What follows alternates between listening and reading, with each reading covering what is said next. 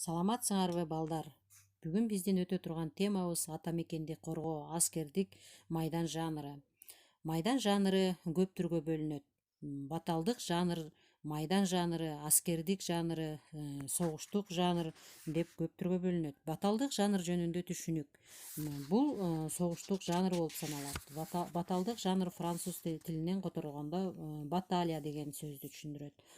Орус тилинде битва деген деп которулат. Согушка жана аскердик турмушка байланышкан сүрөт. Демек, сүрөткө аскер жөнүндө ойлор камтылат же аскердик композициялар түшүндүрүлүп чагылдырылса болот. Бул жанрга тиешелүү чыгарма болот. Эң негизгиси бөлүк тарыхый жана мифологиялык жанр болуп саналат. Ошондой эле азыркы аскер турмушун чагылдырат. Баталдык жанрга ар кандай элементтер камтылат.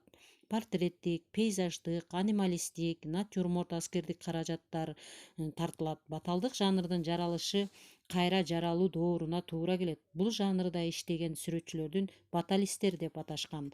Алар согуштагы даярдык эркиндиги, түрдүү абалды, баатырдык жеңиштерди чагылдыруу менен аракет кылышкан.